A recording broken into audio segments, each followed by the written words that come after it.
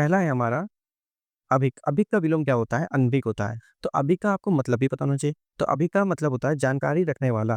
जानकारी रखने वाले को बोलते हैं अभिक बोलते हैं। क्या बोलते हैं? अभिक। जो जानकारी ना रखता हो उसे क्या बोलेंगे? अनभिक बोलेंगे। क्या बोलेंगे? अनभिक बोलेंगे। ठीक है? जो जानकारी न ना रखता हो उसे अनभिक बोलेंगे। चलिए, दूसरा देख लेते हैं अपसरण। अपसरण का विलोम क्या होता है? अभिसरण होता है। क्या होता है? अभिसरण। अपसरण का मतलब भी देख लेते हैं क्या होता है? तो पीछे हटना या दूर होना। अपसरण का मतलब क्या होता है? पीछे हटना या दूर होना। अभिसरण का देख लेते हैं आगे बढ़ना। देखिए, अपसरण का पीछे हटना है तो अभिसरण का क्या है? आगे बढ़ना है। ठीक, चलिए अगला है हमारा बाह्य। बाह्य का देखिए विलोम होता है अभ्यंतर। क्या होता है? अभ्यंतर। बाह्य माने होता है बाहरी, बाहरी होता है। अभ्यंतर माने होता है भीतरी। क्या होता है? भीतरी होता है। तो आपको ये ध्यान रखना है। बाह्य का देखिए अभ्यंतर मिलेगा। अगर भीतरी लिखा है, अभ्यंतर और भीतरी है तो दोनों टिक मत करिए, अभ्यंतर टिक करिएगा। अगर बाहरी है तो भीतरी है, सही है। ठीक है? चलिए स्थावर।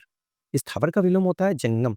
अब देखिए स्थावर का मतलब पता होना चाहिए हमें और जंगम का ही मतलब पता होना चाहिए हमें। तो स्थावर का मतलब होता है जो एक स्थान से दूसरे स्थान पर लाया ना जा सके, उसे बोलते हैं स्थावर। ठीक है? जंगम जिसे कहीं ले जाया जा सके, कहीं भी ले जा सकते हैं उसको। ठीक है? वो कहलाता है जंगम कहलाता है। समझ में आया? जैसे एक पर्वत श्रृंखला है। ठीक है? पर्वत श्रृंखला है, एक पहाड़ है, उसको कहीं ले जा नहीं जा सकते हम। ठीक है? तो वो जंगम है। और उसका एक छोटा सा पत्थर है, टुकड़ा है, उठा के कहीं ले जा सकते हैं तो क्या कहलाएगा? वो जंगम कहलाएगा। पहाड़ क्या कहलाएगा? आपका स्थावर कहलाएगा। ठीक, चलिए। हुँ, अगला देखते हैं दृष्ट। ठीक है? दृष्ट का विलोम होता है विनम्र या विनीत होता है। तो देखिए दृष्ट माने होता है कि बड़ों के समक्ष बेहुदा या ओछा काम करने वाले को क्या बोलते हैं हम? दृष्ट बोलते हैं। ठीक है? और उसका क्या होता है विलोम? विनम्र या विनीत। या बहुत सभी इंसान हैं तो उसको सभी भी बोल सकते हैं। ठीक है? विनीत वैसे विनम्र और विनीत कहलाएगा। ठीक है? चलिए पढ़ते हैं अगला निषिद्ध। निषिद्ध का देखिए विलोम होता है विहित। क्या होता है? विहित होता है। निषिद्ध माने क्या होता है? देखिए जिसका निषेध किया गया हो, मना किया गया हो, कोई वर्जित किया हो, कोई वर्जित की गई हो कोई भी चीज़ तो उसे निषिद्ध बोलेंगे। ठीक है? विहित क्या होता है? नियमों के अनुसार विधि के अनुरूप होने वाला कार्य विहित कहलाता है। ठीक है? जैसे मान लीजिए कोई भी चीज़ आपको मना किया गया हो करने से, तो निषिद्ध हो गया। अगर वही काम सही ढंग से कर रहे हैं, नियम के अनुसार कर रहे हैं, तो वो विहित कहलाएगा। चलिए, गौरव का होता है लागो। गौरव का विलोम होता है लागो होता है। क्या होता है? लागो होता है।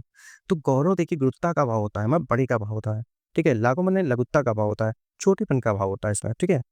इसका मीनिंग क्या होगा? छोटेपन का भाव इसमें होता है। चलिए, परोक्ष। परोक्ष जो आँखों के सामने ना हो, उसे कहते हैं परोक्ष। परोक्ष का विलोम क्या होता है? प्रत्यक्ष। जो आँखों के सामने ना हो का मतलब विलोम क्या होगा? प्रत्यक्ष होगा, जो मतलब आँखों के सामने हो, जो आँखों के सामने हो। प्रत्यक्ष का मतलब क्या हो? जो आँखों के सामने हो। ठीक? परोक्ष का विलोम क्या होगा? प्रत्यक्ष होगा। चलिए, ये देखिए ये जो है लिखा हुआ है, ये ह्रास लिखा हुआ है। ठीक है? ह्रास, ठीक? ह्रास माने होती है कमी।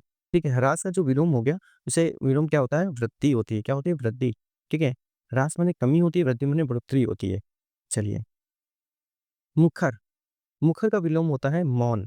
ठीक है? मुखर मीन्स क्या होता है? अधिक बोलने वाले को मुखर कहते हैं। अधिक बोलने वाले को मुखर कहते हैं और शांत रहने वाले को शांत रहना मतलब मौन हो गया, मौन व्रत कहते हैं ना। देखिए मुखर, आपके फ्रेंड सर्कल या आपके जानने में कोई भी एक बंदा जो होगा मुखर ज़रूर होगा, जो बहुत ज़्यादा बोलता है और कोई एक बंदा जो होगा जो शांत रहता हो, वो मौन हो गया। देखिए एक चीज़ और बता रहा हूँ, वाचाल भी होता है।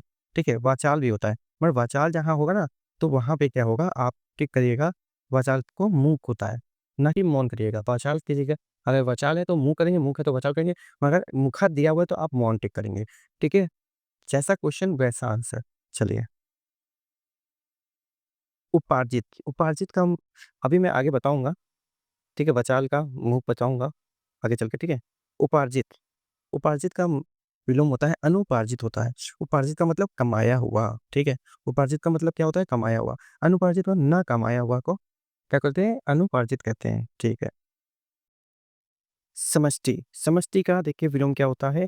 व्यष्टि होता है। क्या होता है? व्यष्टि। ठीक है? समष्टि का मतलब क्या होता है? एक जैसी वस्तुओं का समूह को क्या बोलते हैं? समष्टि बोलते हैं। एक जैसी वस्तुओं के समूह को क्या बोला जाता है? समष्टि। और व्यष्टि समूह या समाज में से अलग किया गया हो। समूह या समाज में से अलग किया हुआ, उसे बोलेंगे व्यष्टि बोलेंगे।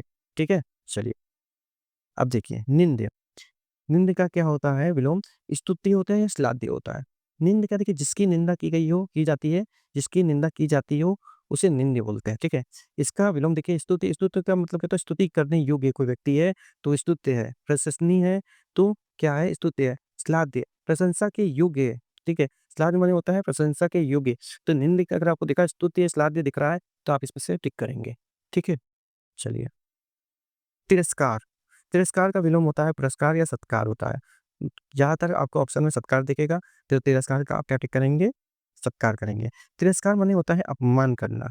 क्या होता है? अपमान करना। किसी के आप डर गए, आपका अपमान हुआ मतलब आपका तिरस्कार हुआ और आपके अच्छा सम्मान हुआ वहाँ पे, तो वो आपका सत्कार हुआ, ठीक है? चलिए। देखिए, शर्मनाक, शर्मनाक का क्या होता है विलोम? प्रतिष्ठित होता है या सम्मानपूर्वक होता है? सम्मानपूर्ण होता है। क्या होता है? सम्मानपूर्ण होता है। चलिए, तो आज की वीडियो में हमने 15 क्वेश्चंस देखे। हम ऐसे ही 15-15 क्वेश्चंस करते रहेंगे, जो कि हम जब तक हम 400 वीडियो तक 400 सॉरी 400 विलोम शब्द तक नहीं पहुँचाते, तब तक इसको करेंगे। ठीक है दोस्तों, मिलते हैं नेक्स्ट वीडियो में। नमस्कार दोस्तों।